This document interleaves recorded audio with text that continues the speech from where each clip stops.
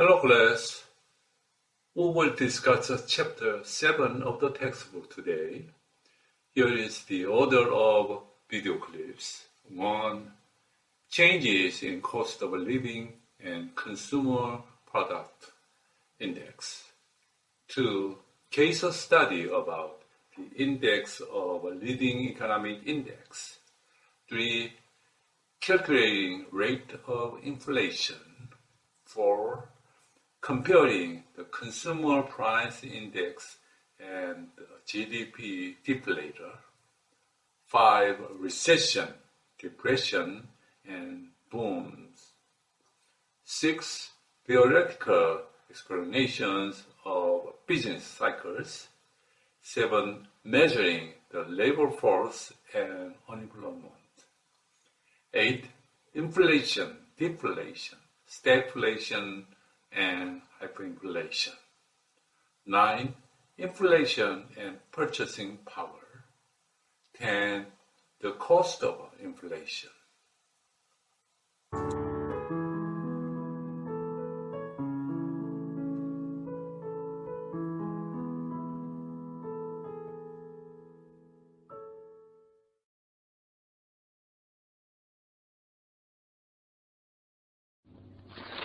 When you read the newspaper and listen to the radio, you'll hear a lot about inflation.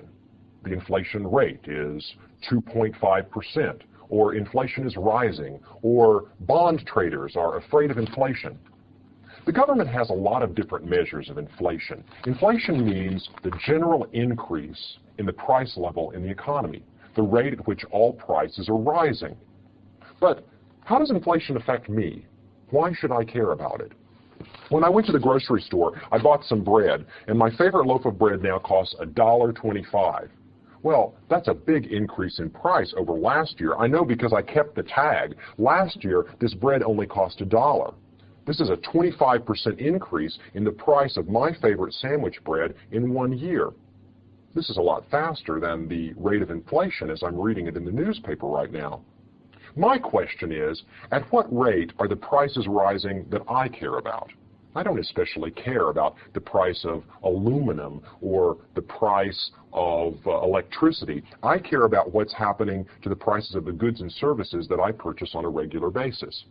So, the government has constructed an index that focuses its attention on the prices that I care about, the prices that households pay for the goods and services that they most frequently buy. This is an index that answers the question, at what rate is the cost of living rising? And it's called the Consumer Price Index. The Consumer Price Index is interesting to consumers because it's made up of the prices that are most important to us. That is, the stuff that we typically spend most of our money on. Let's look at how the Consumer Price Index is constructed. We begin with a basket of goods and services that represents what the typical household spends its money on each month. This basket has several things in it. The most important thing in this basket is housing. The typical household spends a fair bit of its income on housing, so we are looking at the prices of all things that go into making up housing. Your rent, your insurance, maintenance on your house, utilities, and stuff like that. So, because this is such an important consumer expenditure, the Consumer Price Index weights housing very heavily. That is, about 41% of all the CPI is made up of housing price changes. That's the most important component. The second most important component is food and beverages. That is, what does the typical household spend to eat and drink each month? Food and beverages account for about 17% of the total of the CPI, and that shows its relative importance as the government perceives it in household spending. The third component is transportation. That is, fuel, insurance, and maintenance, and depreciation on vehicles. So transportation costs, which add up also to about 17% of the total, because they're important to households, get a large weight in the Consumer Price Index. Whenever transportation prices change, that feeds into the government's measure of the household's cost of living. The next component is medical care. And medical care accounts for about 7% of the total. This is the money that people are spending on doctors and medication and such like. So we'll mark 7% here to represent medical expenditures. Then we've got clothing. What are you paying to keep yourself warm and stylish? And clothing prices, also important in this index, get a weight of about 5 or 6%. And finally, entertainment. The government looks at how much you're spending on vacations, recreation, movies, and the like, and that adds up to about 4% of the totals. That leaves a residual, what the government calls other goods and services, and other goods and services adds up to a total of about 7% to give us a nice round 100. So if you want to know what makes up the Consumer Price Index, here we've color-coded it for you. Housing, food and beverages, transportation, medical care, clothing, entertainment, and other. All the things that I care about, that is what I spend money on as a household each month. When the Consumer Price Index changes, you're spending more or less depending on the direction of the change. A rise in the Consumer Price Index means that the cost of the goods and services that you're typically buying is rising. That is, the cost of living is increasing. And the rate at which the cost of living increases tells the rate at which your salary has to increase if you're going to maintain your lifestyle. Now, how do we use the cost of living index? How do we use the CPI? Who is paying attention to it? Well, there are a couple of reasons why the CPI is important. The first is the CPI is actually figured into labor contracts. There are a lot of unions who negotiate their wages for 2 or 3 years out using the Consumer Price Index as a measure of the cost of living. These contracts have cost of living adjustments built into them. So the union, the employees, and the employers all agree that they'll use the government CPI as the official measure of the cost of living. And when it rises, wages, by contract, rise along with it. Also, the Consumer Price Index determines the rate at which Social Security payments increase. That is, the cost of living adjustments built into Social Security payments look at the CPI as the official measure of the increase in the cost of living. So the CPI is something that people watch and actually build into their contracts as a measure of the cost of living. When it goes up, a lot of people's wages and Social Security payments go up automatically with it. Another reason you should pay attention to the CPI is the increase in the CPI is often used to measure what we call the real interest rate. The real interest rate is the return on your savings measured in terms of purchasing power. That is, how much extra purchasing power will you have next year if you put a certain amount away in the bank this year? If you put $100 in the bank this year, next year you'll have $110 if the interest rate is 10%. But how much of that is actually spendable money, and how much of it is just holding you even for the effects of inflation? Say the inflation rate is 4%. That means your savings has to grow at a rate of 4% just to keep your purchasing power constant, just to account for the increase in the cost of living. If the nominal interest rate is 10% and the inflation rate is 4%, that means 6% is the real interest rate. Beyond inflation, you're getting a 6% rate of return on your money that's actually coming out in terms of real goods and services that you can buy that you couldn't afford last year. So take the nominal interest rate, subtract the rate of inflation, perhaps measured by the CPI, and what's left over is the real interest rate. The real interest rate is what households pay attention to when they decide whether they're going to save money or not. When the inflation rate is high and the nominal interest rate isn't high enough to compensate for it, I'm not going to save my money. Why let it sit and rot in the bank? Why let it sit and my purchasing power shrink? No, I'm going to spend money today. But when the real interest rate is high, I see that it's worth my while to delay consumption. And I put the money in the bank and I enjoy more purchasing power in the future. Now, there are all kinds of price indices. We focused in this discussion on the Consumer Price Index. The Consumer Price Index looks only at a subset of all the goods and services available in the economy. But it's the subset that a consumer cares most about: food, clothing, housing, entertainment, medical care. Another index that we can consider is the producer price index. It's a broader index. It includes a lot of other stuff, and it includes the prices that are important to producers and their profits. It includes the price of aluminum, the price of electricity, the price of all kinds of raw materials, and other inputs that go into the production of the goods and services that consumers buy. The producer price index includes a lot more stuff. And it should be important to you if you're trying to make predictions about what's going to happen to your own cost of living in the future. That is, if producer prices are rising today, it won't be long before producers, trying to protect their profits, have to pass those rising costs on to you in the form of higher consumer prices.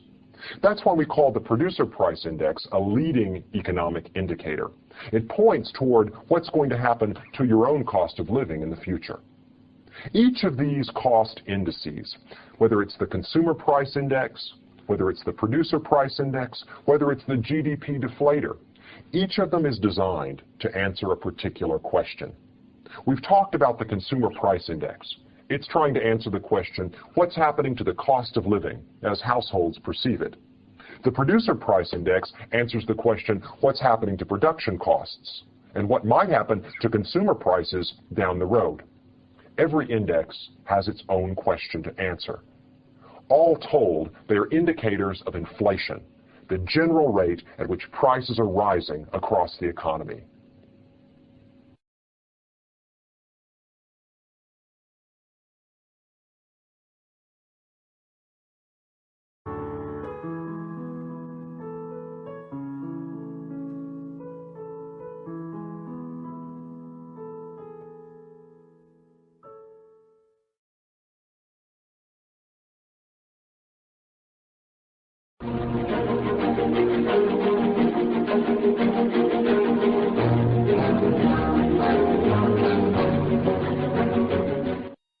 You want to know where interest rates are headed. You're concerned about whether now is a good time to start a business. Perhaps you're wondering what the economy is going to be like when you graduate from college. Well, short of a crystal ball, your best source for information about where the economy is headed is published by the Conference Board. The Conference Board is a non-profit group of research and business enthusiasts who collect information and make it available to financial markets, people running businesses, the government, and others who are interested in knowing where the economy is headed. The most famous indicator published by the Conference Board is the Index of Leading Economic Indicators. This index is a single number that averages together information from all corners of the economy to point as to whether the economy is likely to continue to boom or perhaps to slip into a recession. It's a weighted average of information about expectations and behavior across the economy. And it functions sort of as an early warning. That is, when a storm is coming, often you'll notice that animals are anxious or nervous, and their behavior gives you a signal about what the weather is going to be like in a couple of hours. In the same way, the Index of Leading Economic Indicators tells you where the economy is likely to be headed 6 to 9 months from now. The difference between the weather and the economy is that the economy is actually made up by the decisions and choices of the people who are part of it. So to find out where the economy is headed, the Conference Board tries to figure out what people are thinking and doing right now that's likely to influence what the economy will be doing in terms of employment, output, interest rates, and prices 6 months from now. So let's look then at where in the economy we're most likely to get reliable data about what's coming up in the months ahead. That is, which kinds of behaviors and actions and expectations are most likely to have predictive power. The Index of Leading Economic Indicators averages together information from manufacturers, from employers, from financial markets, from consumers in the construction industry. And there are 10 components that are averaged together to wind up with the final number that's actually published. This number, by the way, is published every month. Here is a list, then, of the 10 factors that make up the Index of Leading Economic Indicators. The first is the average weekly hours worked in manufacturing. When that number is increasing, it could be because labor demand is especially strong, and factories are working their workers longer hours to meet increased demand. When that number is bigger, it's likely that the economy will continue to expand. The second thing is the average weekly initial claims for unemployment insurance. When that number is rising, it could be because people have lost their jobs, are having trouble finding another one, and that could be a signal that a recession is coming. The third component is manufacturers' new orders for consumer goods and materials. Whenever businesses feel like they can sell more goods and services, they're going to be ordering them to put them on the shelves or put them in inventory. Whenever those orders slow down, that could be a signal that a recession is coming. The fourth component is vendor performance. How long does it actually take for you to get delivery of these goods that you've ordered? Whenever it takes longer, that's usually because there's very strong demand and businesses are having trouble keeping things in stock. That's usually a good sign for continued growth of the economy. The fifth component is manufacturers' new orders for capital goods. Are factories installing new tools, new equipment? If they are, it's because they're planning to increase production, and that usually presages continued expansion of the economy. The sixth component is new building permits. Are companies building new office space, new factories? If they are, that's a sign that the expansion will continue.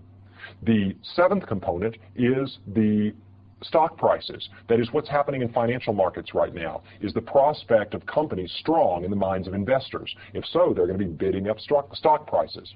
The eighth component is the money supply itself. Is the Federal Reserve increasing the money supply, making credit easier to get so that businesses can borrow and expand their operations? Or is the money supply getting tight, perhaps signaling that interest rates are going to go up and slowing down the expansion of business activity? The ninth component is the interest rate spread between long-term securities and short-term securities. When short-term securities have higher interest rates, it's usually because the Fed is tightening short-term credit, and that usually will lead to credit crunches and a slowdown in the economy down the road. The 10th component of the index is the index of consumer expectations. That is a survey among consumers about what they think the prospects are for jobs, higher wages, and a good standard of living a few months from now. When consumers are confident, it usually means that the economy is headed towards more output, more jobs, and growth. So what happens then when we take these numbers, average them together, and get that index? Well, the index typically will peak and turn downwards about 6 to 9 months before employment and output in the economy peak and turn downwards. That is, the index is a predictor of when the recession is coming. The last time that the index showed a protracted downturn was in 1990. By December of 1990, the index of leading economic indicators had shown 5 consecutive months of decline. And sure enough, the following year, a recession hit the economy hard. Now, the economy has been booming throughout the 1990s, but here, in February of the year 2000, the index of leading economic indicators has shown the first downturn in many, many months. So the question is, does this mean that we're about to head into a recession?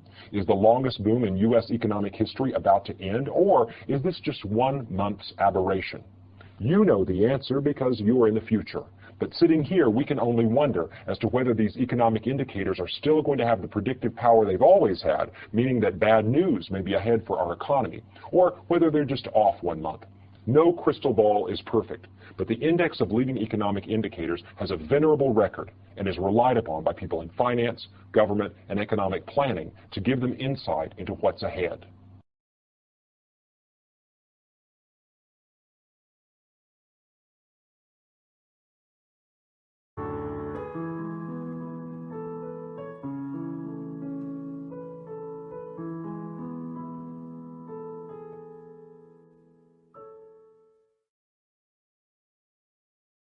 Now, here's a mystery. On page 1 of the Wall Street Journal, the inflation rate is reported at 2.5%. And on page 14 of the same day's journal, it says we've had 0% inflation for the last year. Now, how can both of these numbers be correct? Is there an error, or is there something I'm missing? Hold on. On page 1, it says that the 2.5% inflation rate is based on the GDP deflator. Whereas on page 14, it says that the 0% inflation rate is based on the consumer price index. Now, I know that these two indexes are different, and maybe that accounts for the difference in their measures of inflation. After all, the Consumer Price Index measures only the prices of a subset of goods, goods that are purchased regularly by households, things like food and clothing, whereas the GDP deflator includes all of the goods and services produced in the economy. So, since the Consumer Price Index is based on the prices of fewer goods, maybe that's why the number is different than the inflation rate measured by the GDP deflator. However, it turns out that there's something else going on. What's going on is that even if the GDP deflator and the Consumer Price Index were based on exactly the same set of goods, you could get different numbers because of differences in the way in which the two indexes are calculated. I think I can make this point very clear with a simple example. Consider an economy that produces only two goods, food and clothing. We're choosing food and clothing because these are goods that consumers purchase. So the Consumer Price Index is based on the price of these goods. And since these are the only goods produced in the economy, the GDP deflator depends also only on the price of these two goods. Now let's look at the gross domestic product data for two consecutive years, the year 2000 and the year 2001. In the year 2000, 10 units of food are produced, and the price per unit is $10 for food. So $10 times 10 units is $100 worth of food production.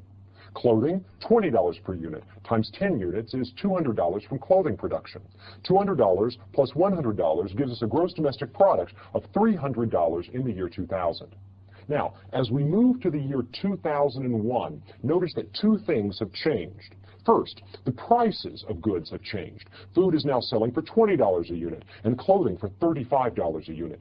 The next thing that's changed is that quantities have changed. There's more food produced and more clothing produced.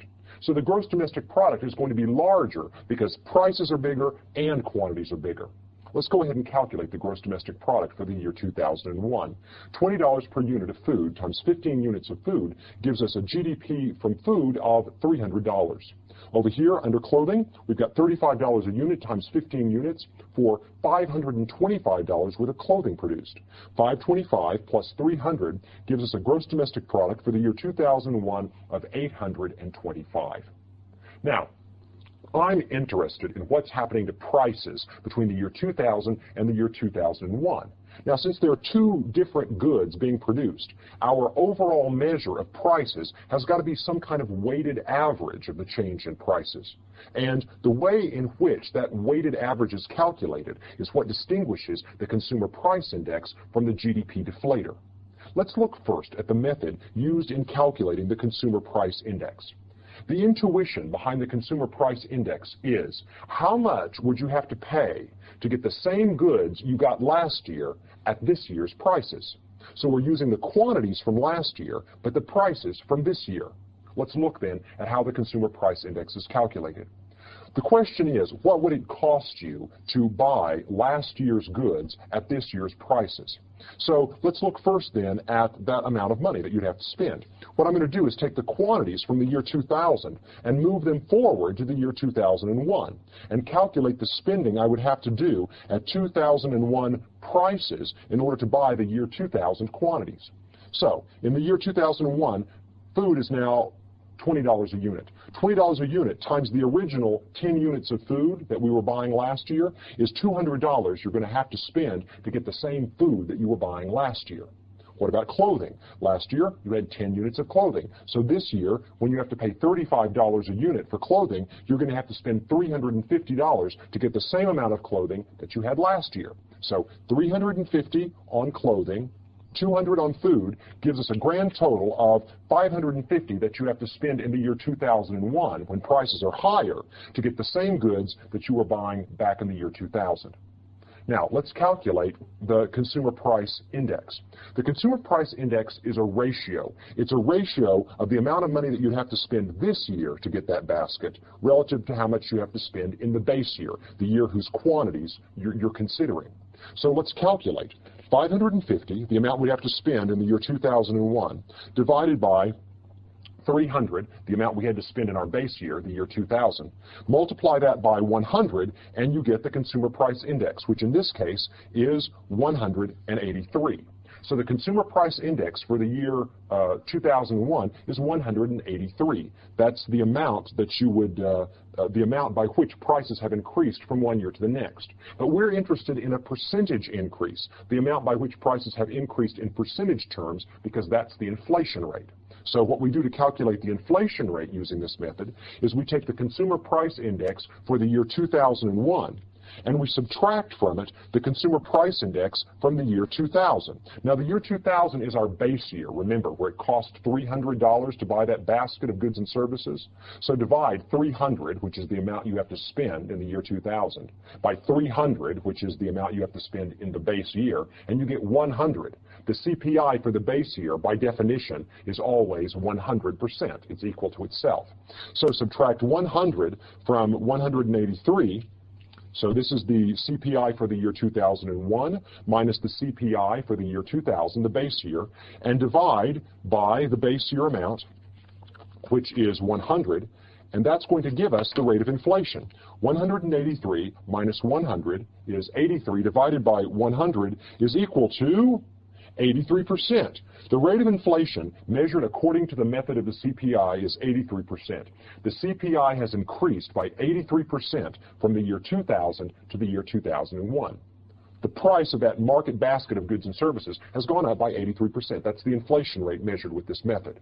Now, let's look at the other method for calculating the inflation rate. This one is based on the GDP deflator.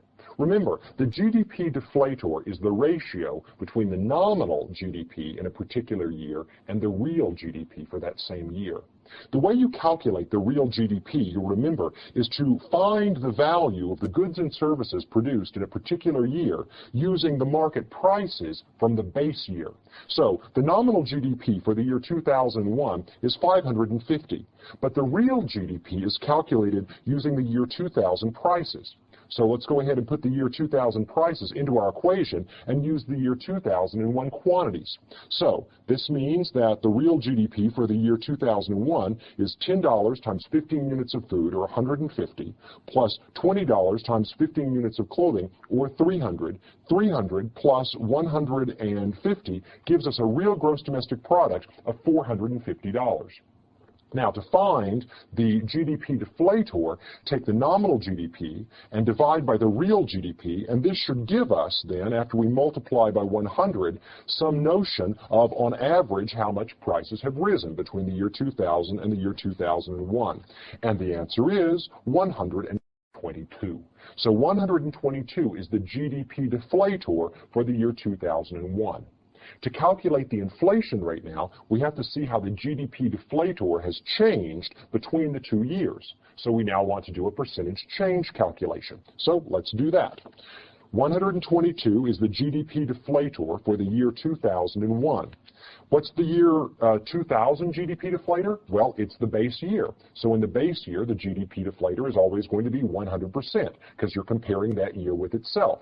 So subtract 100 from 122 and divide by 100, and that's going to give us an inflation rate of 22%. So using the GDP deflator method, we get an inflation rate of 22%. Now, why the difference? The difference is because the consumer price index looks at the change in the cost of a particular bundle of goods and services. That is, it uses the current production at the new prices. The GDP deflator, on the other hand, uses the new production at the old prices. And because you're using a different method to calculate the two indexes, it shouldn't be surprising that we wind up with different numbers for the rate of inflation. Now, notice here we've done a very, very, very simple example with only two particular goods, both of them being consumer goods, and with some pretty extreme changes in prices and quantity. I mean, in the U.S. economy right now, our inflation rate is much, much lower than 22% or 83%. So this is an entirely hypothetical example. The point of this hypothetical example is to show you that you get a different inflation rate when you are holding prices constant and changing quantities than when you're holding quantities constant and changing prices. The method of the CPI gives you a different inflation rate than the method of the GDP deflator. Now, typically, these methods will yield numbers that are not so far apart. And if we look at some actual data from history, you can see that the GDP deflator method of calculating the inflation rate has given numbers that were pretty close to the CPI method for calculating the inflation rate. Some years, the CPI is going to give you a bigger inflation rate than the GDP deflator. And some years, the GDP deflator method is going to give you a higher rate of inflation. It all depends on how the base numbers, the quantities, are changing relative to the prices. Mathematically, we could go into when this number is going to be a bigger change and when this number is going to be a bigger change. But that's not as important as you're understanding the basic method of calculating the inflation rate using these two distinct methods. Both of them are trying to answer the same question. How fast are prices rising? But because they use different approaches to answering that question, they sometimes wind up with different numbers as their answer.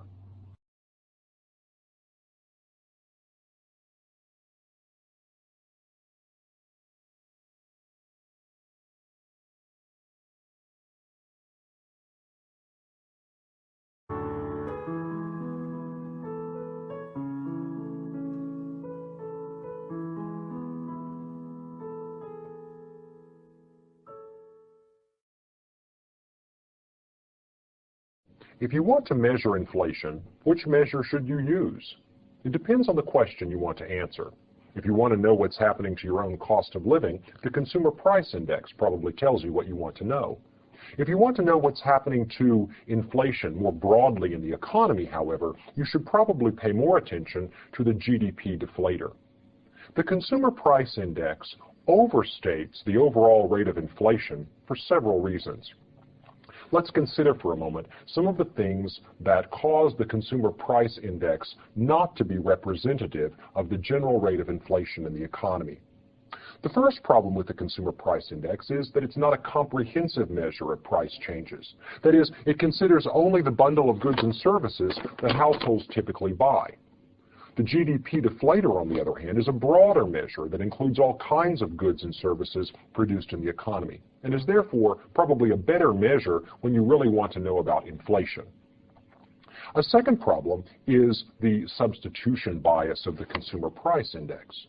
The Consumer Price Index assumes that people continue to buy the same basket of goods and services as prices change. For instance, suppose the price of red meat goes up. The cost of living, as reflected by the Consumer Price Index, will be rising because the Consumer Price Index assumes that people continue to buy the same basket. However, in reality, when the price of red meat goes up, people seek substitutes instead. And as they buy the substitute goods, the actual cost of living may remain changed relatively little. However, the Consumer Price Index doesn't take this substitution into account. It ignores it and imagines that people continue to buy the same goods and services. We call this problem the substitution bias. And because of the substitution bias, the Consumer Price Index overstates changes in the cost of living. The GDP deflator, on the other hand, is a broad measure that includes all goods and services and therefore allows some room for substitution. Remember, the quantities are changing as we move from one year to the next in calculating the GDP deflator, and that can reflect a change in the consumption of red meat relative to chicken. Another problem with the Consumer Price Index is people are always enjoying new goods and services. For example, I don't see any cellular telephones in here. I don't see any of the latest model computers. These are all things that make our life better. And yet, what is in here are goods that people were consuming 5 and 6 years ago. There's not a lot of scope here for the inclusion of new products. And not only are the new products making our life better, but these new products' price changes may be an important part of our economic life. I mean, you'll remember when computers first became available, they were pretty expensive, but their prices have fallen steadily over time. The same with cellular telephones and all of the other new gadgets that we enjoy. So, one problem with the Consumer Price Index is it neglects the effect of new products, the latest stuff that people are spending money on. Another problem is the Consumer Price Index doesn't take into account quality changes. For instance, although there is some air transportation in the consumer bundle, air transportation is much safer today than it was 30 years ago. So if you're paying the same price for an airline ticket today as you were in 1970, you're getting a much better deal today because the quality of that product has improved. The cellular telephones, the computers, the toys, the automobiles, everything is increasing in quality as technological progress becomes part of our goods and services. However, this technological progress and these changes in quality are not reflected in the CPI. That is, if we're paying the same price and getting higher quality, our standard of living is actually rising, although this measure of the cost of living would be staying constant. Also, we have to take into account that people's shopping patterns change. If we measure the cost of goods and services as purchased at a supermarket, for instance, then we're neglecting the reality that many people now are buying things online or in large superstores where the prices may be lower. That is, people change their purchasing patterns in response to new shopping opportunities created by the internet or by mega malls or things like that. As shopping opportunities change, then the cost of living as measured by this bundle, if we're pricing it at traditional stores, the cost of living would actually be overstated by the Consumer Price Index because people are finding less expensive alternatives in new shopping opportunities. So the Consumer Price Index as measured by the price of this particular bundle of goods and services may overstate inflation. And some researchers say that the actual degree of overstatement may be as much as 1 percentage point to 1.5 percentage points. That is, if the measured inflation rate is 3%, it may be that the cost of living is actually only rising by about 1.5 or 2% a year.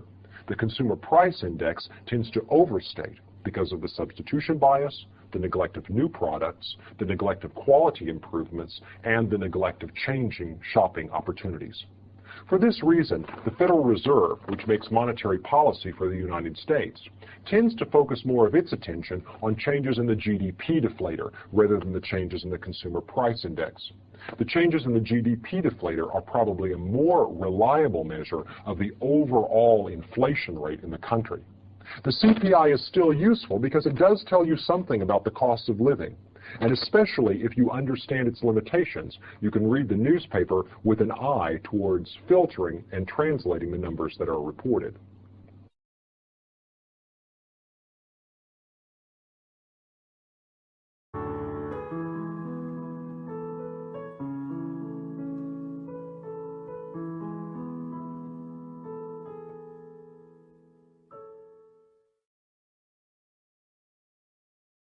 In macroeconomics, the economy is an organism. Rather than the micro approach, where we analyze the cells, in macro we're looking at the whole animal. And if the economy is an organism, then these are its vital signs. Look here at a graph of the business cycle. On the horizontal axis, we measure the flow of time. On the vertical axis, we look at changes in real GDP around a trend. That is the rate of change of real GDP. And look what you see. Expansion and bust. Boom and recession. And here, like riding on a roller coaster, the economy expands and contracts going up and down over time. Well, immediately you've got lots of questions. Why do we have these sharp spikes of boom? And why do we have these very large declines? What causes the business cycle? And what causes it to be very severe in some periods of history and more muted in others? In order to discuss the business cycle in detail, we have to have common vocabulary, and that's where we'll begin. How do you describe a business cycle? Let's begin with a graph. On the horizontal axis, we'll put time, the flow of time. And on the vertical axis, we'll put real gross domestic product, the actual physical goods and services produced by the economy in a year. Now, one of the things that happens over time is that technological progress and the growth of the labor force and the capital stock make an economy more productive. That is, what an economy is capable of producing tends to increase over time through the natural processes of growth. So we can begin by putting a trend line in this picture. That is, over time, if left to itself, the economy would tend to expand. That is, its capacity for production would grow larger and larger. So here's a trend line. This is what would happen if the economy were just growing on its own smoothly. But the economy never grows smoothly. Things happen. An oil price shock feeds into the mix. Businesses facing higher fuel costs lay off workers and produce less. And those workers with less income to spend stop buying things so that other stores are unable to sell their products and other factories shut down. Then when people start saving money, businesses are able to buy capital at lower interest rates, businesses begin to expand again, and the economy starts to grow. Like any organism, there's this kind of fluctuation or breathing or pulsing. The economy does not grow in the nice, smooth expansion of the trend line. Rather, it fluctuates around the trend line, sometimes growing faster than the trend line in what we call a boom or an expansion. Then, after a peak is reached, some event causes the economy to turn downward, growing less rapidly, or actually contracting in a recession. And then a trough is reached, and the economy begins to expand again. Expansion, peak, recession, trough, expansion, and the business cycle unfolds, snaking around the trend line. Let's make sure that we're clear on the definitions of the terms that we'll use throughout our discussion of business cycles. An expansion is a period where gross domestic product is rising more rapidly than the trend. An expansion is usually a period where business is booming and where employment is increasing. Maybe the unemployment rate itself is shrinking, or the number of jobs being created is rising rapidly. An expansion is called a boom if it's especially strong, that is, if the slope of the curve is especially steep. An expansion or a boom ends at its peak. At this point, the economy is now turning downwards. What causes it to turn downwards?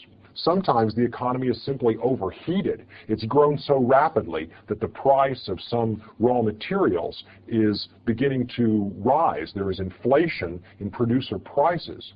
The Federal Reserve, trying to prevent general inflation, will then tighten the money supply, making credit harder to get and making businesses unable to keep up the pace of expansion. So we reach this peak at which the economy is now going to begin to deflate.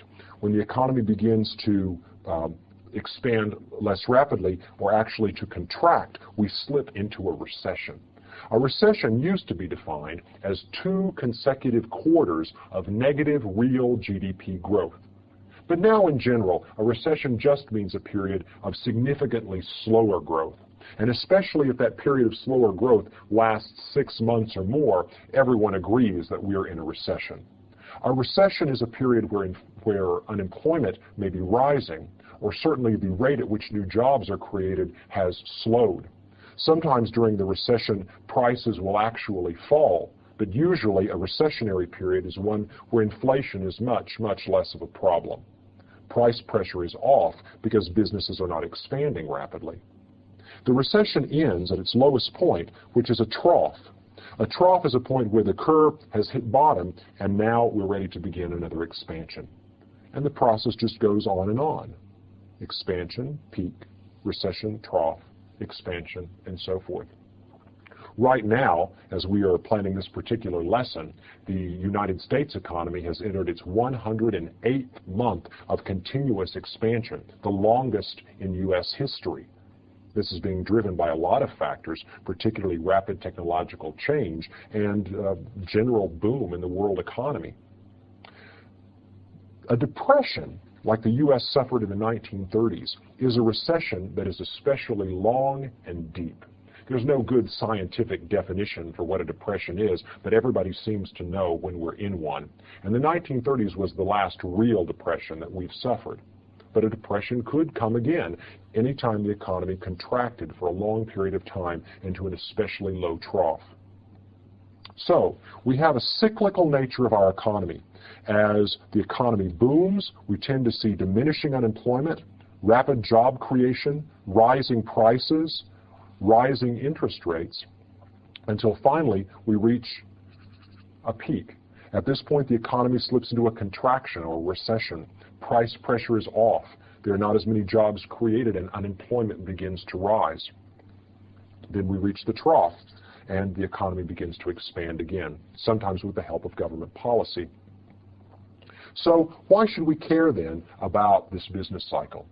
Well, in periods of recession, there are severe costs imposed on our economy.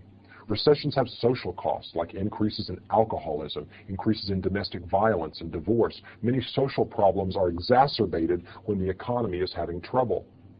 However, there are some good things that actually come from a recession. During periods of recession, when people are laid off of work, it gives them an incentive and an opportunity to seek work elsewhere. Usually businesses lay off their least productive workers whose skills are least well suited to their particular industry in a period of downturn. This then frees those workers to look for more productive employment in other sectors. So there's an efficiency gain during recessions to having people reallocate into other jobs. Another thing that happens is a recession is good for your trade balance. People don't tend to import as many goods when the economy is slipping into recession because household incomes are lower and people are buying less of everything, including imported goods. It also tends to reduce the inflation rate whenever there is a recession. And those firms that are less efficient get pushed out of the market, and their capital can be re-employed in other industries. Let's look one more time at the historical diagram that we began with. In this historical diagram, we can see the business cycle over the last 140 years. We see periods like the Civil War, where the mobilization of the economy for wartime created a rapid rise in the real gross domestic product, around 6% annual growth rate.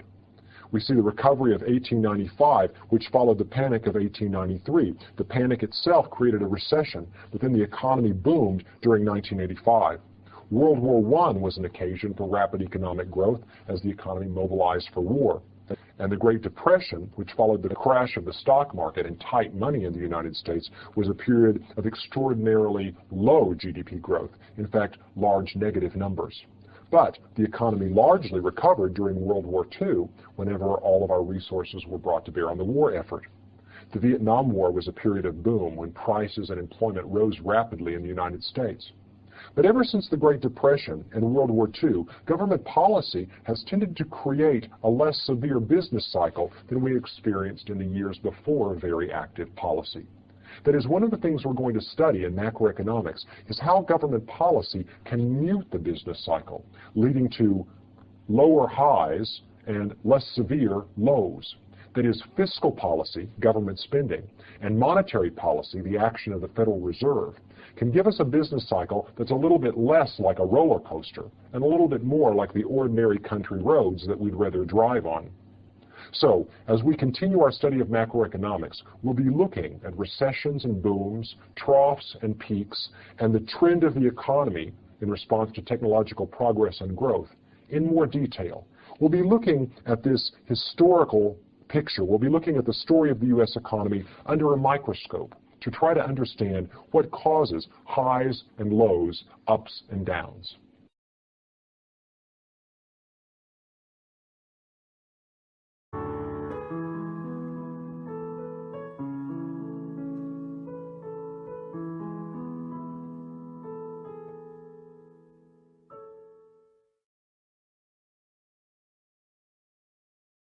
We are left with the task of explaining this animal. How does an economy manage to expand peak, contract trough, and do so over and over, snaking upwards over time? What causes the economy to cycle like it does? Why doesn't it grow smoothly and in an orderly fashion? Well, this is a matter of explaining the business cycle. Why does a business cycle occur? And you know, there are almost as many different explanations for the business cycle as there are schools of thought about the economy. Let's look at some of the ways in which different economists have explained this process of boom and contraction. We can start with Karl Marx, who believed that a lot of what happened in the economy was about conflict between labor and capital. That is, the wealthy people who owned the machines and the factors of production, and the unempowered workers who were at their mercy. Marx believed that what happened was capitalists tended towards overproducing goods, creating gluts, then having to put the products on sale in order to get anyone to buy them, and that there were these lurches in the economy as we had periods of oversupply followed by periods of shortage. And that, of course, it was always the workers who ended up being taken advantage of because they suffered the brunt of these gluts through unemployment and other consequences. So in Marx's view of things, it was really about class conflict between capital and labor. And unfortunately, the fact that the economy is unplanned and is a wild organism instead of an orderly garden caused these cycles to be relatively severe. So Marx's prescription for the business cycle was more planning. Control this animal, restrain it, and make it follow an orderly path. A second explanation for the business cycle is due to Joseph Schumpeter. Schumpeter's view of the world focuses on technology. And Schumpeter believed that the economy was driven by a process of creative destruction. That is, people came along with a new way of doing things, better products, better production methods, and any time a new technology developed, it changed everything, and there was a period of disorder and chaos as the economy got used to the new methods of production. So, we're doing fine with horses and buggies. Along come automobiles, and with automobiles, new methods of mass production, which everyone then begins to imitate, no matter what kinds of goods they're producing. So the whole economy has to re-gear itself to mass production and factories, and with that there is dislocation. There are booms, the boom eventually hits some kind of peak, and then there's a period of recession. So in Schumpeter's view, the long story is driven by technology, and the short story is the lurches, the starts, the stops that result when people are trying to incorporate new technology into their own businesses, expand their operations with the new technology, or create new products whose opportunity is created by the new technology. So Schumpeter's view is that the business cycle is really driven by innovation. It is the byproduct of people's innovative, creatively destructive impulses. Another explanation is Keynes's. Keynes believed that the business cycle could be muted by government spending. That is, people tended to save too much whenever they got scared, and their fear led them to save and not spend, which caused the economy to slow down and tip into a depression or a recession.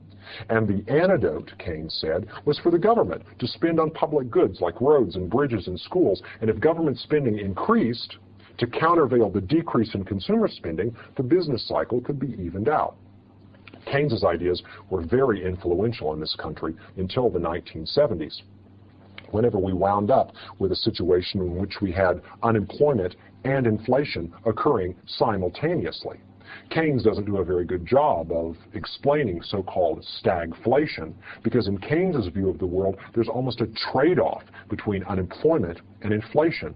That is, whenever all the resources in the economy are employed, prices tend to rise through competition.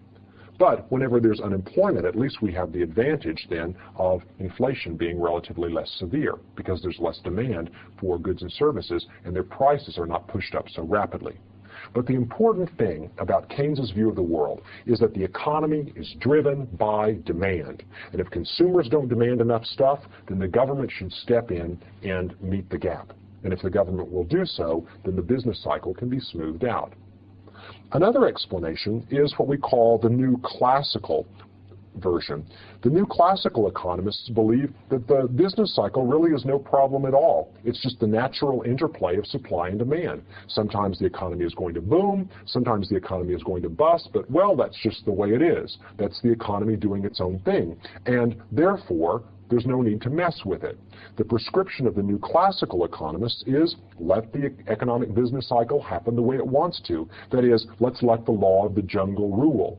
That any effort to govern this mechanism usually creates more trouble than it solves. So the new classical version says, keep your hands off, let nature take its course, let the interplay of supply and demand determine interest rates and prices and employment. The economy is going to evolve on its own. Or maybe the best thing for the government to do is to focus its effort on the market failures, that is, providing public goods, providing education, providing infrastructure, things that are going to make economic agents more productive. But don't get in and try to run the business of the economy, because no one is strong enough to rule the jungle. Another view of the business cycle is what we call so-called real business cycles. With real business cycles, the economy is being driven by certain real factors, like the price of oil, like technology, and as these things change, their effects feed through the economy like shock waves. So oil prices go up, that raises producer prices, which eventually raises consumer prices, which creates inflation, which causes the Fed to tighten the money supply, which leads to a recession. But it's real business cycles that say that the real effect is not due to any kind of mistake that people are making. It's just the natural course of things in the economy, that occasionally pebbles will drop into the water and shock waves will propagate across it. Real business cycles are driven by the fundamentals of the economy. And this is probably a helpful way for us to understand the economy as kind of a tightly strung instrument, and anything that touches it is going to create resonance throughout the economy. The final explanation that we'll consider is the monetarist explanation. And the monetarist explanation says that business cycles are caused, or at least worsened, by problems with the money supply. That the government makes credit easy to get, or the central bank lowers the interest rate by pumping a bunch of money into the banking system. Now we got a boom. Everybody wants to start a business. Everybody wants to start a stock portfolio. They bid up the price of assets. Then the Fed gets scared, tightens the money supply. Interest rates go up, people sell their stocks, and next thing you know, you've got prices falling again. That the booms and busts in the economy are due in large measure to poor management of monetary policy. And the view of strict monetarists is that if money is allowed to grow smoothly and not used as a very active policy instrument, but if money is allowed to be used smoothly or to grow only in line with increases in the demand in money, then the business cycle will be less severe. But any effort to use money to actively manage the economy ends up accumulating problems that result in more severe booms and busts. So which one of these explanations is right? Class conflict, technology drive, government spending, the law of the jungle, oil prices and other real shocks, or the management of the money supply? Well, of course, the truth is that every one of these elements probably plays some role in the booms and busts in our economy. The more common sense version, the conventional wisdom version of the business cycle that you read in the business press, has elements of all of these.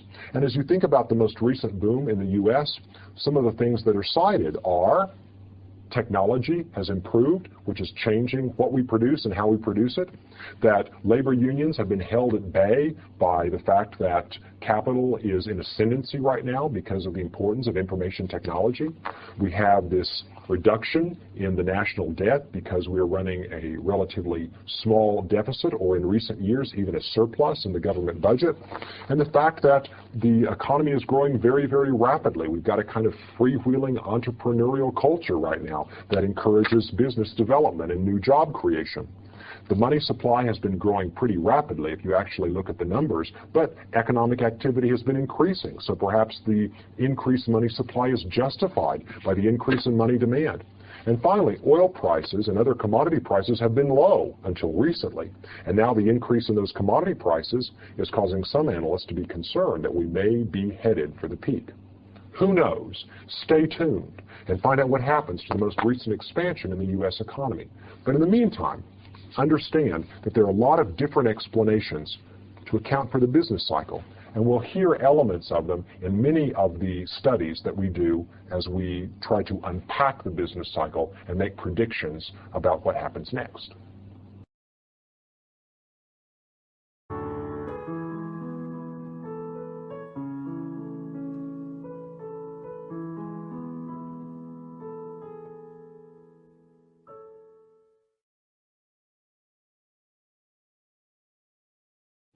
In January of 2000, the Conference Board did a survey of households in the United States and found consumer confidence at record highs.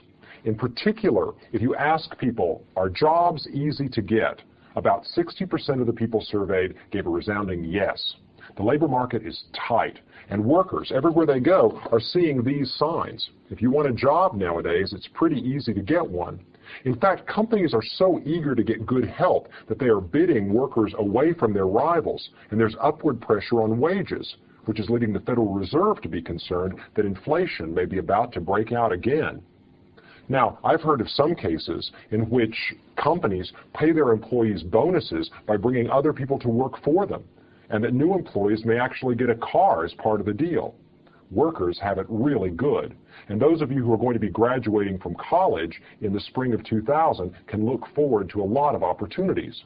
Now, contrast the situation of college students in 2000 to the situation of college students in 1991. Students who graduated in May of 1991 may have had to wait several months to get a job. Jobs were hard to get, and instead of help wanted signs, we had students and other people walking around with job wanted signs. They were handing out their resume, knocking on doors, and looking for opportunities. The market was very, very slack.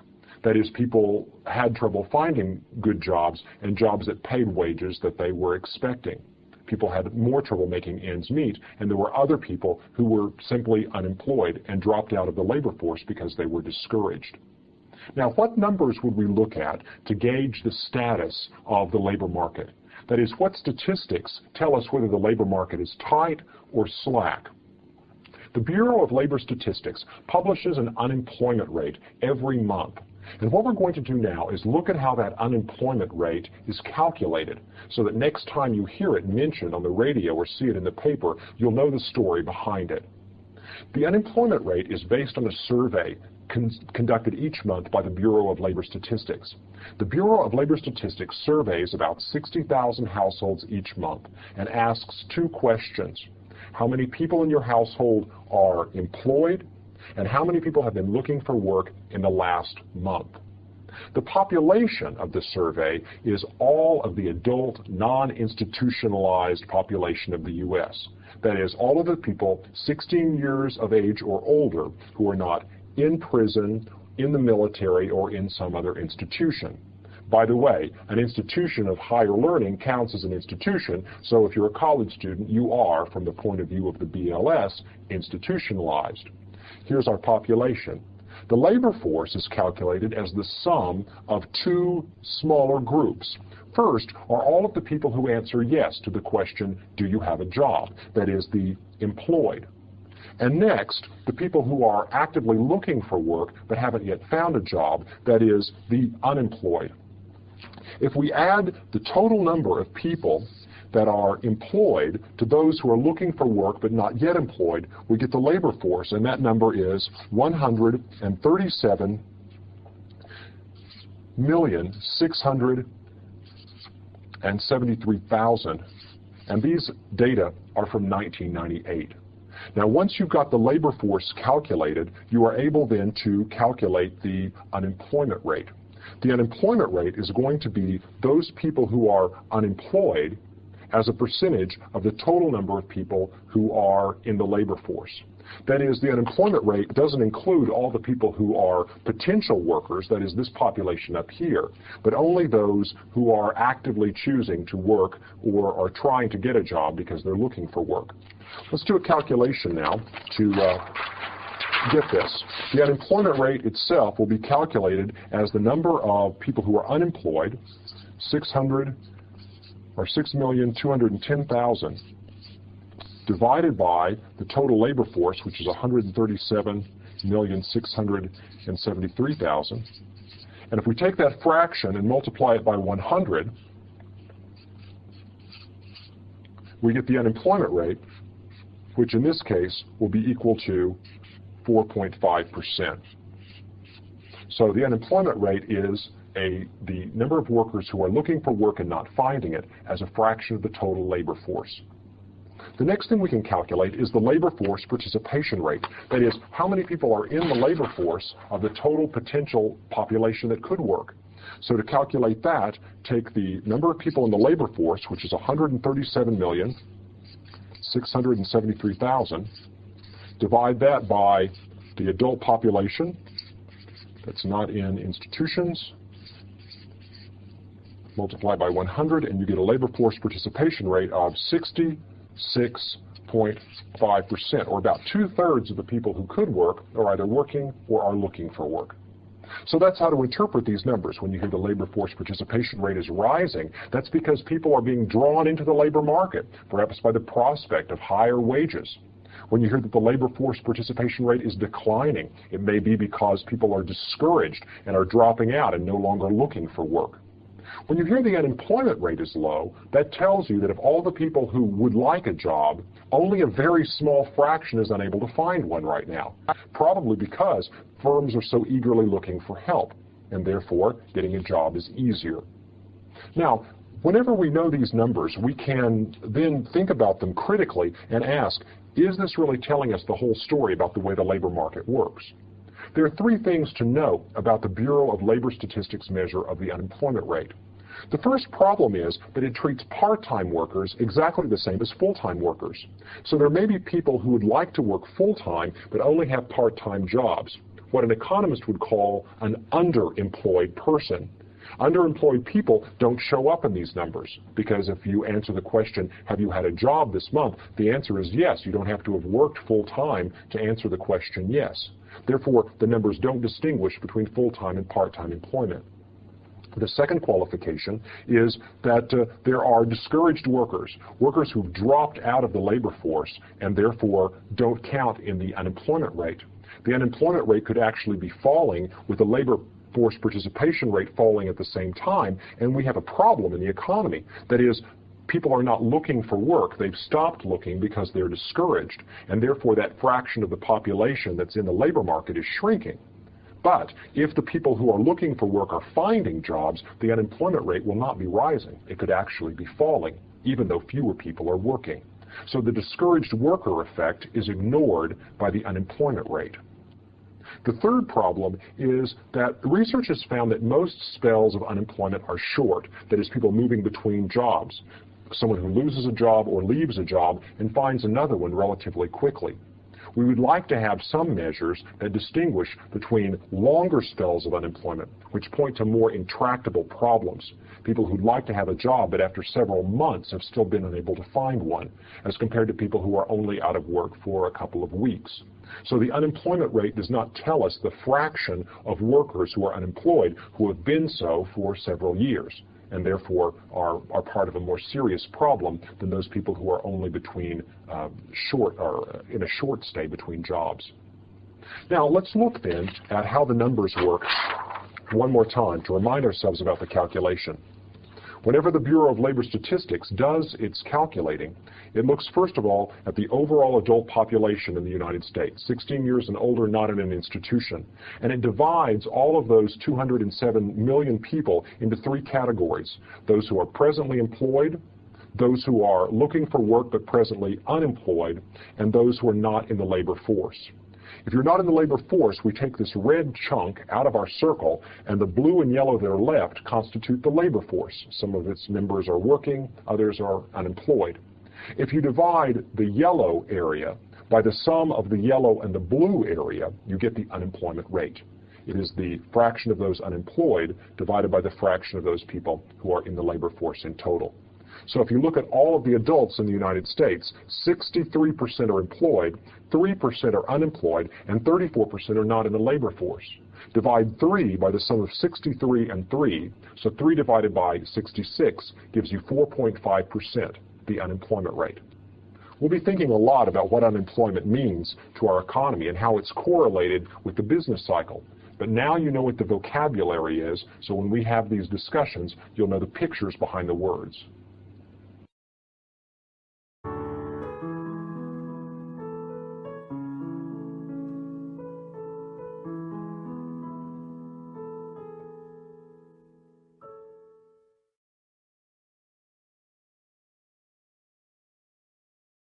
When I was a kid, my grandmother would take me for a hot dog at Harry's Hot Dogs. The hot dogs cost 5 cents a piece, and I could usually eat 2.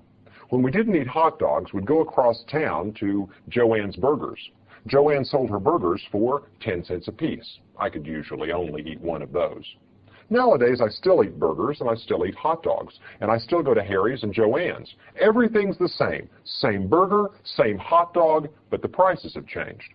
Harry's hot dogs now sell for $2 a piece, and Joann sells her burgers for $4 a piece. So what's going on? What's changed? The quality of the products is unchanged. Even more remarkably, it still costs the equivalent of 2 hot dogs to buy 1 hamburger. There's been no change in the relative prices of the 2 products. Prices have nonetheless increased substantially since I was a kid. What gives? The answer is, the change in prices is not about the value of the products, and certainly not about the relative value of hot dogs and hamburgers. It's about the relationship between products and money. When there is a general increase in the level of prices in an economy, we say that that economy is experiencing inflation. And inflation means that in general, it takes more of this to get one of these than before. That is, inflation is a general increase in all prices across the economy. Let's talk about inflation, what causes it, and why you should care about it. This first discussion is going to focus on definitions. First, inflation. Inflation is a general increase in the price level across an economy. Deflation, by contrast, is a general decrease in prices across an economy. Deflation is much rarer, but nonetheless happens from time to time. Hyperinflation is a very rapid increase in prices. In fact, so rapid as to be remarkable. People's response to hyperinflations is very dramatic. And finally, stagflation. Stagflation is a period in which prices are increasing at the same time as output, or real GDP, is actually stagnant or decreasing. Stagflation is also rare and requires some explanation. We'll get to those explanations after we've talked a little bit about the history of prices in the United States. And those explanations are going to take us deeper into the modeling of macroeconomics. What is the relationship between money, prices, and output in the economy? But first, let's talk about inflation. In the United States, over the last 25 years, the general rate of inflation has been about 6%. That's been the average. The United States is not unusual. Most of the industrialized countries of the world experience a low inflation rate most of the time. That is, prices are generally increasing. Some periods in the United States have been well outside of this average. For example, in 1980, the inflation rate was between 13 and 14% on an annual basis. That was, prices were rising relatively rapidly for U.S. experience. Recently in the United States, since the mid-1990s into the year 2000, the rate of inflation has been below 3%. These are very, very low inflation rates for the United States, and we haven't seen prices rising this slowly since the 1960s. In general, though, there is some rate of inflation in most countries most of the time. Deflation is much rarer. Deflation occurs typically during periods of economic stagnation or depression. In the 1890s, when the United States was in a deep recession, which was actually a depression, the price level fell during that decade by about 23%. In the 1930s, during the Great Depression, the GDP deflator fell by about 14% during the course of several years. In Japan, in recent years, that is in the early 1990s, there was a period of deflation that the Japanese called price destruction. That is, prices were falling, and because prices were falling, consumers began to change their behavior. When you see prices falling, you reason to yourself, well, this computer will cost less next week than it costs today, so I'll wait to buy it. And when everyone waits to buy, stores can't move their merchandise, and therefore they lower prices further. When prices begin to fall faster, people wait longer to buy things, looking for bargains. And therefore the economy can stagnate. With stores unable to sell products, factories stop producing them, then people are laid off of their work, they can't afford to buy products, and there's even less stuff bought and sold. Now, you might have experienced the same thing in the computer industry. That is, you see how rapidly computer prices are falling with the advance of technology, and you keep saying to yourself, why should I buy a computer this week? If I wait till next week or 6 months from now or next year, I'll get a better computer at a lower price. And therefore, you never get around to buying a computer at all. Well, that's the way things work in an economy that's characterized by deflation. Falling prices can cause great problems for an economy. Hyperinflation is a very weird animal, and when it occurs, it usually makes the headlines. The Wall Street Journal reported in Bolivia in 1985 that there was an inflation rate at about 38,000% over the course of 6 months. Look at this. In January of 1985, you paid $1 for a loaf of bread. Well, in June of that same year, you were paying $38,000 to buy the same loaf of bread. No change in the product. It wasn't suddenly super bread. It was the same product. And yet you're paying all this extra money because the prices are rising so rapidly. Why did that happen? Well, it happened to a large extent because the government was just printing a lot of money to pay its bills. And this economy was awash in trash cash, money that really had no value. It was just paper. And because the money was so plentiful and so cheap, merchants required bucket loads of it for you to buy anything. During a period of hyperinflation, you can sit down in a restaurant, order from a menu, and before the waiter brings your food, the price of your meal may have doubled or tripled. Now, what do people do when they're in a hyperinflationary economy like this? They become very suspicious of money. They are unwilling to accept money in exchange for goods and services, and frequently the economy will revert to barter. During some periods of hyperinflation, say in Germany after the World Wars, nobody would accept these wheelbarrows full of worthless German marks in exchange for anything. People instead bartered, trading the overalls they had produced at the factory and insisted on being paid by their boss for chickens that they went home then and slaughtered themselves. The economy moves away from the efficient kind of transaction that we get when everything can be paid for with cash towards the more primitive and costly form of exchanges that barter implies. So hyperinflation usually causes people to be afraid to accept money, afraid that it's losing its purchasing power too rapidly, and therefore they revert to barter, which implies all kinds of costs for the economy. Other instances of hyperinflation. In Serbia in 1993, the inflation rate was 10% a day, which over a period of time compounds into an astronomical rate of increase in prices. Also, in the Ukraine in 1993, after the collapse of the Soviet Union, the inflation rate for the year was 4,735%. When prices are rising that rapidly, everyone becomes very, very concerned about money losing its value, and therefore people are afraid to accept it. Finally, stagflation. Stagflation is this weird combination of rising prices and declining output. In the United States, two remarkable examples of stagflation coincided with increases in the price of oil. In the early 1970s, in 1974, real gross domestic product growth actually was negative. That is, output fell by about 0.6%, at the same time that prices were rising at an annual rate of 11%. This was in large measure due to the oil price supply shock. Prices going up, and at the same time, because the cost of doing business was rising, companies produced less. In 1980, real gross domestic product growth was negative 0.3% in the same year that inflation was about 13.5%.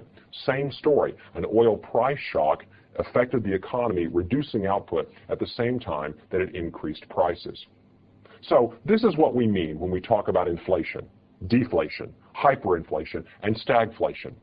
We'll consider now how inflation actually affects your prospects in the market and your behavior.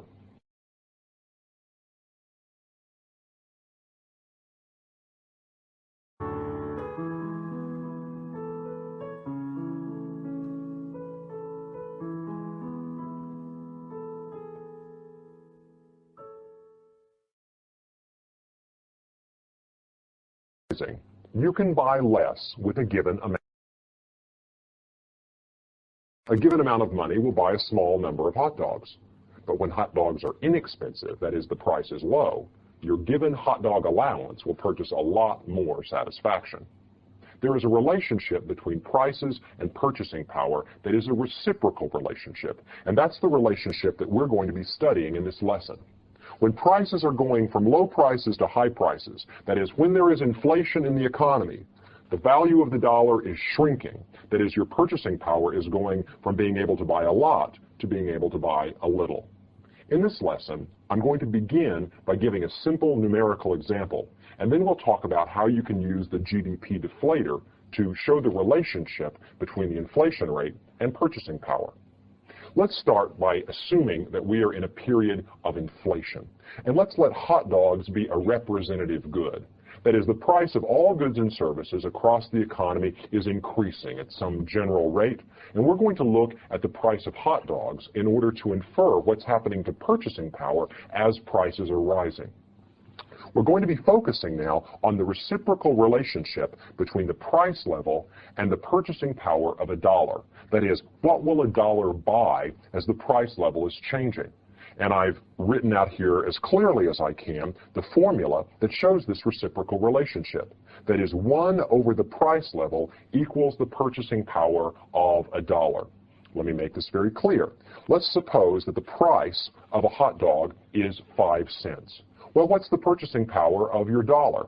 5 cents is the same thing as 1/20th of a dollar. Therefore, the reciprocal of 1/20th is 20. Your dollar will buy 20 hot dogs. That's its purchasing power. Now suppose we're in a period of inflation so that prices are rising and the price of a hot dog goes up to $2. What's happened to your purchasing power? Well, your dollar will no longer buy even a whole hot dog. $2, or 2, has a reciprocal of 1/2. That is, you can now only afford half a hot dog. Your purchasing power has shrunk from 20 hot dogs at a price of 5 cents apiece to 1/2 a hot dog whenever the price is $2 per hot dog. This simple example makes clear that the price level and the purchasing power of the dollar are reciprocals. Now, let's look at some examples using the GDP deflator. Suppose that we're in 1996, which is our base year for calculating the GDP deflator, and we calculate the price of a market basket of goods and services. That is a little bit of housing, a little bit of transportation, a little bit of medical care, a little bit of clothing, etc. And we're going to call the price level in 1996 100 because it's our base year. We look at those prices again in 1999, and we find that the price of the goods and services as a ratio of the same prices in 1996 is equal to 104. That is, prices have increased by about 4% between 1996 and 1999. So if we write the GDP deflator, not in the form that we usually write it, that is multiplied by 100 to get 104, but let's write it now as in hundreds. 1.04 to show the 4% increase in prices between 1996 and 1999. Well, what's happened to the purchasing power of a dollar between 1996 and 1999? That is, how much can we afford to buy in 1999 with a dollar if we measure it in the prices of 1996? Prices are higher in 1999, therefore the dollar won't buy as much. Well, if you take the reciprocal of the GDP deflator, 1.04, you get 0.96. What's that saying? It's saying that what you could have bought for 96 cents back in 1996, now it costs you $1 to buy in 1999. That is, $1 in 1999 is only worth what 96 cents was worth back in 1996. You can afford to buy less. Your purchasing power has shrunk by about 4%. Your purchasing power shrinks at the same rate that the price level increases, because the price level and your purchasing power are reciprocals of each other. Well, let's take another example during a period of deflation. If we look at the years between 1929 and 1933, we'll see falling prices. If we choose 1929 as the base year, and we call the price level in that year 100, or 1.00, If we look at prices in 1933 during the Great Depression, we see that the price level has fallen by about 24%. That is, we've gone from 1.00 down to 0.76. So we now have lower prices in 1933 than we had in 1929. Now, what does that mean? What's going to happen to the purchasing power of your dollar when prices are lower? It's clearly going to increase. You're going to go from a small purchasing power to a bigger purchasing power. And if you take the reciprocal of 76%, you get 1.32. That is, the purchasing power of the dollar has increased by about 32% in this example. Now, the reason the numbers don't add up exactly, the reason I can't say a 24% decrease in prices is equal to a 24% increase in purchasing power, is because once your percentages start getting large, you run into this problem that a 50% increase is, or sorry, a 100% increase is the reciprocal of a 50% decrease. You wind up with this problem that we've discussed earlier about the calculation of percentage changes.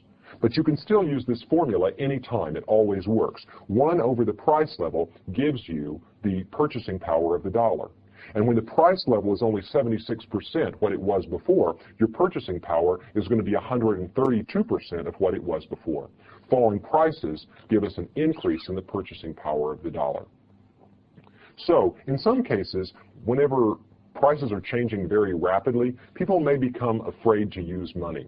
We've discussed that in periods of hyperinflation, people are afraid of rapid changes in the purchasing power of money and therefore just won't accept it and revert to barter instead. But typically, people are looking at the rate of inflation to make decisions about how to behave in an inflationary environment. When prices are rising rapidly, people are less inclined to save money because they're afraid that the interest they earn won't compensate them for the loss in purchasing power. Therefore, they spend more today. And in spending more, they may actually exacerbate the inflation. But we'll get to that later. Also, when prices are falling, people are less inclined to buy things today and more inclined to save because the falling prices are an extra return for their delaying their consumption.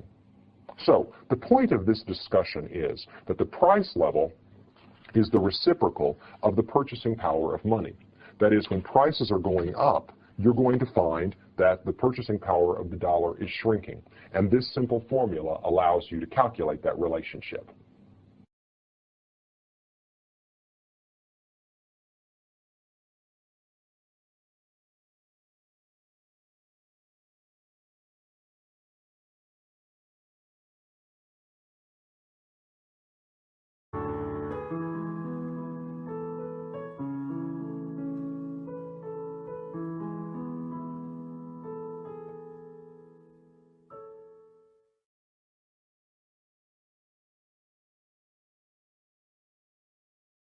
We've said a lot about inflation, what it is and what causes it, and by now you're wondering, well, who cares? Why should I care that prices are rising rapidly in the economy, especially since my paycheck tends to rise at about the same percentage rate as the price of the goods and services that I buy? Does it really matter?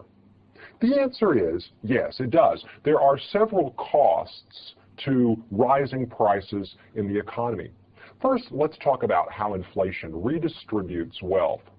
Whenever the inflation rate rises, whenever prices are increasing at an unexpectedly rapid rate, people who lent you money at 10% interest, say, are suddenly finding themselves getting back in repayment less purchasing power than they originally lent you.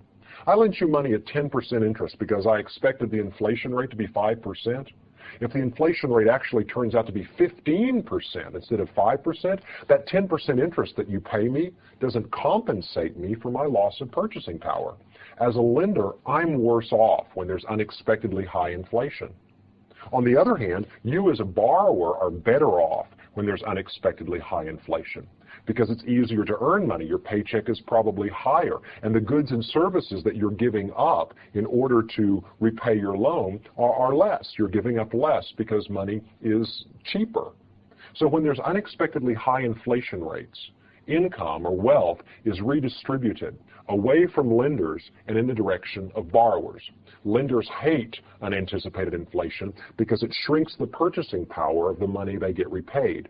Borrowers like it because it makes it less painful for them to repay loans.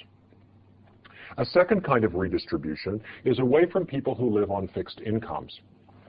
People who are on fixed incomes that don't rise at the rate of inflation find the purchasing power of their fixed incomes shrinking.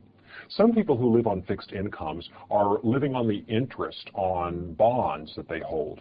Well, they're lenders, right? Like the story I just told. So the money they're getting has less purchasing power than they expected because prices rose unexpectedly rapidly.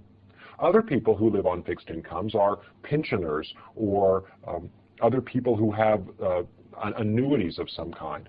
And all in all, you can think about people living on fixed incomes as lenders or else as recipients of government transfer payments. People who live on Social Security or other kinds of public assistance are often on fixed incomes. However, in recent years, more and more public assistance programs are indexed for inflation. So as we've said before, Social Security payments rise with the Consumer Price Index so that there's less pain for people who are living on Social Security payments because Social Security payments aren't anymore strictly fixed. They rise with the inflation rate. But anyone who is living on a fixed income, whether they're living on the income from bonds they bought a long time ago or their retirement account from their company, which was a form of loan that they made to their company, which is being repaid to them in retirement, their fixed incomes are going to shrink in purchasing power when prices rise. One more thing that inflation does, inflation provides an occasion for the government to impose an extra tax on its citizens. By printing extra money, the government can take the cash that it prints and go buy stuff, roads, bridges, missiles, schools, and the cost of those goods is passed on to customers or to taxpayers in a kind of broad inflation tax. Notice, the government isn't taxing you directly to get money to buy these things. The government is printing the money, so at first it seems painless. But when the government goes out and starts competing in markets, spending its stuff, directing labor into the construction of roads and bridges, it's driving up the price of raw materials and labor for everybody else. So the inflation becomes a kind of tax. It's a way that the public at large pays for government spending when the government finances the spending by printing more money. Now, what are the other costs to the economy? Redistribution isn't really a cost. Redistribution is just taking something out of your pocket and putting it into mine. But there are ways in which inflation shrinks the overall amount of wealth created. There are ways in which inflation makes the total pie smaller. Let's make a list of those factors. First, inflation involves what we call menu costs.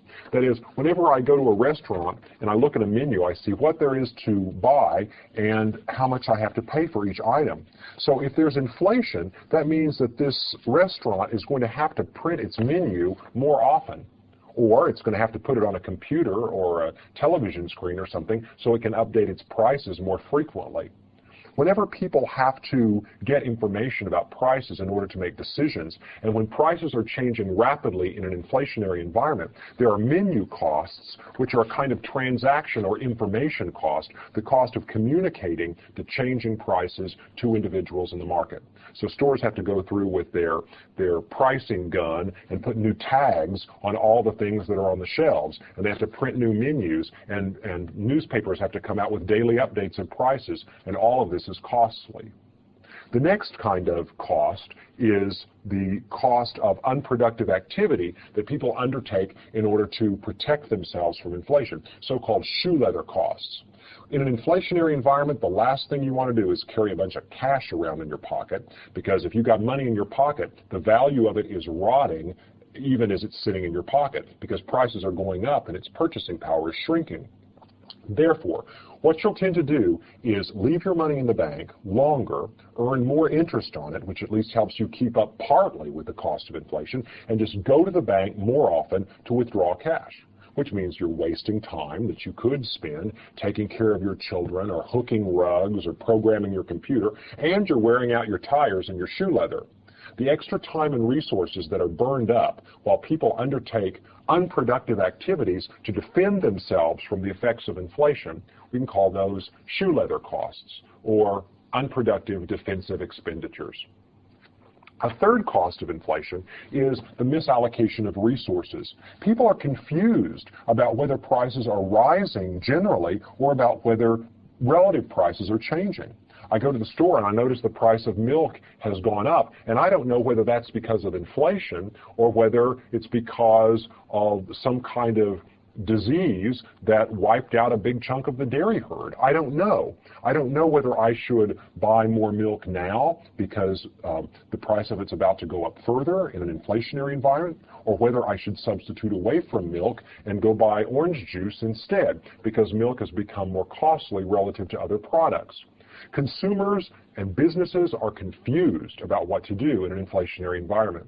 And remember, if inflation is variable, which it typically is whenever it's at a high rate, when the inflation rate is unpredictable, then borrowers and lenders find themselves in a weird situation. I'm lending you money, and I'm going to charge you an extra high interest rate to protect myself from the possibility that an unexpectedly high inflation rate is going to shrink the purchasing power of this loan before you repay it. So that's a kind of defensive action that lenders are afraid to make loans, except at very, very high protective insurance rates. So these interest rates that lenders charge, the decision about whether to buy milk or not, perhaps I put my money into real estate or art or something that rises with the price level rather than lending it to a business that might use it for capital and making a profit. All of these are distortions of resource allocation that result when inflation confuses people. People don't know whether relative prices are changing or whether the general price level is changing, and therefore they don't know what to do. Do they save money? Do they invest in this? Do they invest in that? So with inflation, we get risk for lenders, we get higher interest rates to try to cover the cost of inflation, and we get the difficulty that all investors have in trying to figure out whether they can earn a return that's going to be worth giving up purchasing power today. All in all, inflation is costly for the economy, not just because it redistributes wealth from one group to another. Economists aren't quite as concerned about that, but because it causes menu costs, shoe leather costs, and confusion about whether relative prices are changing or general prices are changing. And that leads to a misallocation of resources and inefficiency.